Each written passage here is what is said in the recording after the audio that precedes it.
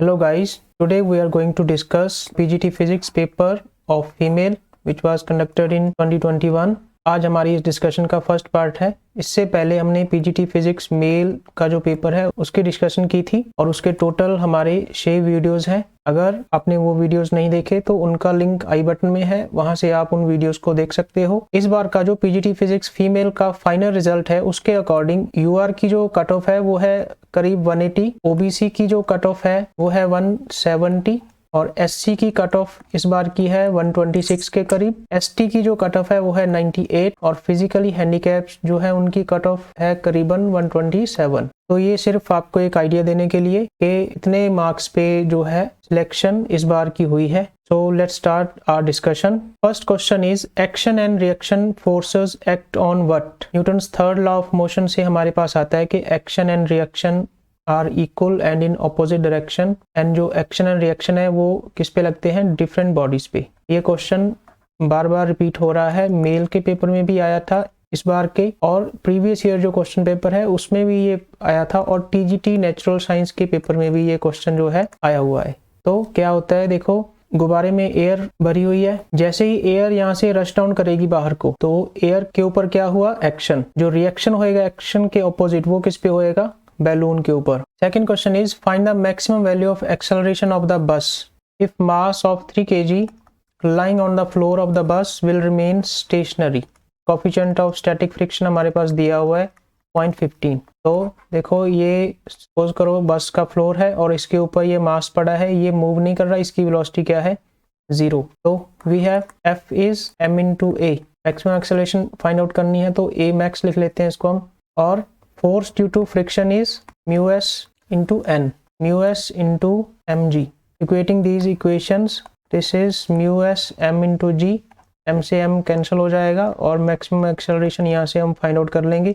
μs is 0.15 into gravity 9.8 को अगर हम 10 डालेंगे तो कितना आ जाएगा? 1.5 metre per second square. Okay, ये थर्ड इसका आंसर आ जाएगा यहाँ से। Third question is the dimension of potential energy is. Potential energy is mg into H, mass की होगी m और g is acceleration due to gravity l t-2 and h is l। तो यहाँ से कितनी आ जाएगी? ml² t-2। Fourth question is impulsive forces. Impulse क्या होती है? Large force act for a short time. Fifth question find the dimensional formula of this. ये क्वेश्चन भी रिपीट है, मेल में भी आया था ये, और ये भी रिपीटेड क्वेश्चन है। Okay, so here the equation is x0 ut plus half a t square. तो इसका जो डायमेंशनल फार्मूला हमारे पास कितना आ जाएगा? इसकी l, इसका भी l और इसका भी l, तो थर्ड आंसर है इसका। Sixth question is if during a collision initial velocities and final velocity of both the bodies are along the same straight line then it is called. अगर same straight line में उनकी velocities हैं before भी और after collision भी, then this is a head on collision. Seventh question gravity is an example of. Gravity क्या है? Conservative force, जो वर्क डन होता है due to gravity, it doesn't depend upon the path followed. Okay. Eighth question जब spring को कठोर कहा जाता है तब स्प्रिंग का स्थिरांक का मान क्या होता है? स्प्रिंग कांस्टेंट जो है उसकी वैल्यू क्या होएगी? हाई। जब भी स्प्रिंग कांस्टेंट की वैल्यू हाई होएगी तो स्प्रिंग क्या होएगा? स्टिफ। नाइन्थ क्वेश्चन इज, ये क्वेश्चन भी आया था मेल के पेपर में, neutrino is a particle emitted in. Neutrino किस में एमिट होता है? बीटा डिके में। 10th question is suppose that projectile is launched with velocity v0 makes an angle theta naught with horizontal axis. What is the time of flight of projectile? Time of flight हमें पता करना है, तो time of flight क्या होता है? 2u sin theta by g, और यहाँ से आप चेंज कर दो, u को इन्होंने दिया v0 और थीटा को दिया है थीटा नॉट, तो कितना हो जाएगा? 2v0 sin theta naught by g। 11th question is the relation between erg and electron volt. ये क्वेश्चन भी पिछले बार का जो पीजीटी का पेपर था उसमें आया हुआ था। यहाँ पर आपका जाउल और इलेक्ट्रॉन वोल्ट में भी आ सकता है कि क्या रिलेशन है, तो यहाँ से हमें कैलकुलेट कर लेना है, तो इसका आंसर आ जाएगा third. Next dimensional formula for mass is, ये तो बताइए m। Next equilibrium of a particle in mechanics refers to the situation when particles are in. Equilibrium कब होएगा? जब ट्रांसलेशनल एंड रोटेशनल इक्विलिब्रियम में हो particles. 14th question in beta decay, फिर देखो ये 9th और 14th सेम ही क्वेश्चन है। बीटा डिके न्यूक्लियस एमिट्स, तो बीटा माइनस डिके है तो उसमें क्या एमिट होता है? इलेक्ट्रॉन, और बीटा पॉजिटिव है तो क्या होता है, proton. 15th question is to measure 0.001 metre length accurately one can use. इतनी लेंथ को मेजर करने के लिए हम किसको यूज करेंगे, मीटर स्केल नहीं यूज कर सकते, क्री गॉस को हम डायमीटर फाइंड आउट करने के लिए यूज करते हैं थिन वायर का, तो किसको यूज करेंगे, वर्नियर कैलिपर। इसकी जो लीस्ट काउंट होती है 0.01 सम होती है, तो मीटर में करेंगे कन्वर्ट तो ये आ जाएगी। 16th question, a car is moving with the speed 5 metre per second. Car की स्पीड ये है, मास इज 10 क्विंटल, तो इंटू 100 कर देंगे तो कितना हो गया 1000 kg। It collides with the wall and the wall is mounted with the spring, this is the K. Find the maximum compression of the spring. At maximum compression क्या होएगा, kinetic energy is equal to potential energy. तो we have kinetic energy is 1/2 mv² and potential energy is 1/2 kx². 1/2 cancel from here, v² is kx²/m, और यहाँ से x की value निकालेंगे तो वो हमारे पास कितनी आ जाएगी, √m/k × v, और इनकी वैल्यू सब्स्टिट्यूट करेंगे तो x हमारे पास कितनी आ जाएगी, 2 metres. 17th question is plane angle is defined as the ratio of theta is length of arc by radius. 18th question, the error which is associated with the resolution of the instrument. जो resolution के साथ associate होती है उस error को हम बोलते हैं least count error. Okay. 19th question, the voltage and current are given, this is the voltage, this is current, find the percentage. यहाँ इसमें जो है एक मिस्टेक है, ये 10 एम्पियर करंट है यहाँ पर, तो यहाँ से हम परसेंटेज एरर पता करेंगे। परसेंटेज एरर वोल्टेज में कितनी है, 9, और परसेंटेज एरर करंट में कितनी आती है हमारे पास, 5%। आर पता करेंगे तो आर इज v/i। जब भी डिवीजन में हो या फिर मल्टीप्लाई में हो तो एरर्स को क्या कर दिया जाता है, प्लस, तो 9 + 5 कितना हो जाएगा, 14% इसका आंसर आएगा। 20th question is the accuracy and measurement of this is 0.01 gram. Then the relative error, तो रिलेटिव एरर हमारे पास कैसे आती है, relative error is delta, let's say this quantity is a, delta a/a into 100, delta A is 0.01 by quantity is 9.89 into 100। Solve करेंगे तो इसका कितना आंसर आ जाएगा, 0.1%। सेकंड डिसिप्लिन में फर्स्ट क्वेश्चन हमारा है escape speed of the body is independent of. Escape speed हमारे पास क्या होती है, √2gm/r। अगर हम अर्थ की बात करेंगे तो me/re, बॉडी के मास के ऊपर डिपेंड नहीं करता, वो जिस भी प्लेनेट से या फिर जिस भी सेलेस्टियल ऑब्जेक्ट से वो एस्केप कर रहा है उसके मास के ऊपर डिपेंड करता है। Second question is in pure translational motion at any instant of time all particles of the body have same velocity. जब वो प्योर ट्रांसलेशन मोशन में होंगे तो जितने भी पार्टिकल हैं किसी भी रिजिड बॉडी के, उन सब की जो वेलोसिटी वो क्या होगी, सेम। थर्ड क्वेश्चन इज हमें एक्सेलरेशन ड्यू टू ग्रेविटी बतानी है कि डेप्थ डी के ऊपर कितनी होगी, तो ये कितनी होती है, GD इज g1 - d/re।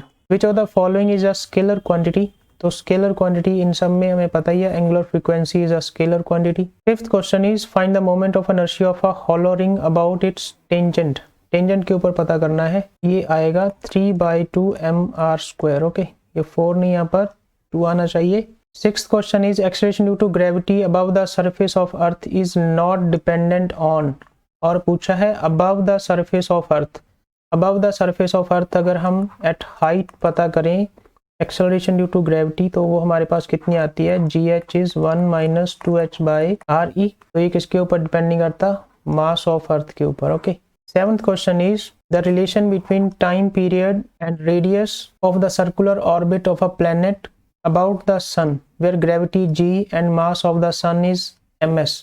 तो हमें रिलेशन बताना है, ये केपलर्स लॉ से निकलेगा रिलेशन। ये भी DSSB का फेवरेट टॉपिक है, इसके ऊपर भी हर बार क्वेश्चन पूछते हैं। केपलर्स थर्ड लॉ के ऊपर पिछले बार भी 2-3 क्वेश्चन आए थे, इस बार भी मेल के पेपर में भी हमने डिस्कस किया है, फीमेल के पेपर में भी एक ये क्वेश्चन है और एक आगे क्वेश्चन भी इसका आएगा। We know T is 2πr/v, this is distance by speed and this v² is gms/r। From here अगर हम इसका स्क्वायर करें तो ये हमारे पास आएगा T² इज 4π² r²/v², और यहाँ पर v² की हम वैल्यू सब्स्टिट्यूट करेंगे और यहाँ से रिलेशन ड्रॉ करेंगे तो क्या आ जाएगा, second. Eighth question is the centre of gravity of a body is the point where total gravitational torque on the body is 0। Ninth question is, a river is 100 metre wide, जो width है वो कितनी है 100 metre, flows at the speed of 50 metre पर minute. River है वो flow कर रही है, तो this is bank A, this is bank B of the river, and river flows with speed 50 meters per minute and a man can swim at a speed of 66 and 2/3 meter per minute in a still water. What is the time needed by man to cross the river? हमें time पता करना है, तो हम ये suppose करके चलेंगे कि वो एट एंगल 90 डिग्री पे ही रिवर को क्रॉस करना स्टार्ट करता है। Time is distance by speed, तो डिस्टेंस कितना है 1000 मीटर्स, एंड स्पीड अगर हम इसको कैलकुलेट करेंगे तो ये बनेगी 200/3, और जो बाई 3 है वो कहाँ चला जाएगा ऊपर, जब हम इसको कैलकुलेट करेंगे तो ये कितना आ जाएगा 5 3 जा 15 minute. 10th question, find the escape speed for the moon. Moon की एस्केप स्पीड वैसे तो हमें याद होनी चाहिए, ये अर्थ की होती है 11.2 और 2.3 किसकी होती है मून की। ओके, अगर अर्थ की भी आपको पता है तो उससे भी आप इसको पता कर सकते हैं, और नहीं तो फिर एस्केप स्पीड है उसका फॉर्मूला क्या होता है √2gm/r। Okay, this is mass of moon, this is radius of moon, और रेडियस ऑफ मून क्या होता है 734.7 किलोमीटर्स, और मास ऑफ मून इज 7.35 × 10⁻²2, और इसको हम सब्स्टिट्यूट करेंगे और g की वैल्यू सब्स्टिट्यूट करेंगे तो आंसर हमारा कितना आ जाएगा 4th। 11th question is, we don't have to specify the direction of. Unit vector की डायरेक्शन होती है, डिस्प्लेसमेंट रेडियस इनकी डायरेक्शन होती है, किसकी डायरेक्शन नहीं होती, नल वेक्टर की हमें डायरेक्शन स्पेसिफाई करने की जरूरत नहीं होती। 12th question is, moment of inertia of a hollow cylinder of radius r is mr²। Hollow cylinder का हमें मोमेंट ऑफ इनर्शिया दिया mr², ये किसके अबाउट होता है एक्सेस ऑफ सिलेंडर की। Okay, 13 question is, what is the position of the centre of mass when two particles of equal masses. अगर दो पार्टिकल इक्वल मास के हैं तो उनका जो सेंटर ऑफ मास है वो कहाँ आएगा, बिल्कुल मिडल में। 14th question, find the magnitude of linear velocity of the particle whose angular velocity is, angular velocity दी हुई है and distance from the origin is this one. तो linear velocity is omega cross r, तो यहाँ से हम इसको calculate कर लेंगे। Vector product, this is 7 + 3 - 5 and 1 - 1 and 1। Okay, तो इसको हम कैलकुलेट करेंगे और उसके बाद इसका मैग्नीट्यूड फाइंड आउट करेंगे तो कितना आ जाएगा ये first. 15th question is, the example of rotation where axis may not be fixed. May not be fixed है तो वो किस में होती है, स्पिनिंग टॉप में, पॉटर्स व्हील में भी फिक्स होती है, सीलिंग फैन में भी उसकी जो एक्सेस है वो फिक्स होती है। तो इसमें देखो जैसे एक्सेस जो है वो फिक्स नहीं है। 16th क्वेश्चन, ये क्वेश्चन केपलर्स लॉ से फिर से आ गया। सेम क्वेश्चन ये जो है मेल के पेपर में आया हुआ है। तो केपलर्स थर्ड लॉ से हमारे पास क्या आ जाता है, हमने क्या किया था, t² is proportional to r³।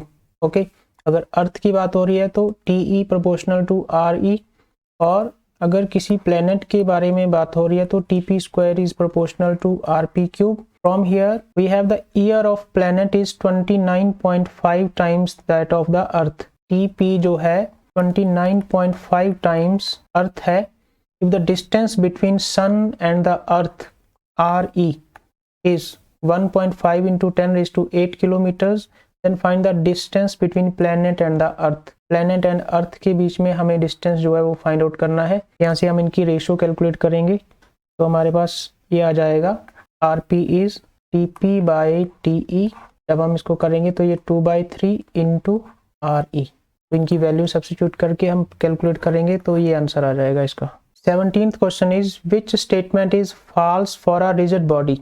Rigid body में क्या होता है, it has a perfectly definite shape, yes, shape is unchangeable. Rigid body है तो शेप अनचेंजेबल होएगी। All particles of the body are moving together, yes, the rigid body is not in pure translation motion, तो ये statement जो है false है इसकी। 18th question, a boy throws stone at speed 28 metre per second, speed है 28 metre per second, and stone makes an angle theta 30 degrees with the horizontal surface, find the maximum height of the stone. ये stone को throw किया और theta कितना है 30 degree, speed है 28 metre per second, हमें find out करना है maximum height. Maximum height h is v² sin² θ/2 × g। ये वैल्यूज हम जब सब्स्टिट्यूट करेंगे तो इसका आंसर कितना आएगा 10 meters. 19th question, a pair of forces of equal magnitude but acting in opposite direction with different lines of action is known as. जब different lines of action हो और वहां पर equal force लग रहे हो तो उसको हम क्या बोलते हैं? couple. 20th question is find the total energy of a circularly orbiting object. तो इसका आंसर है नेगेटिव।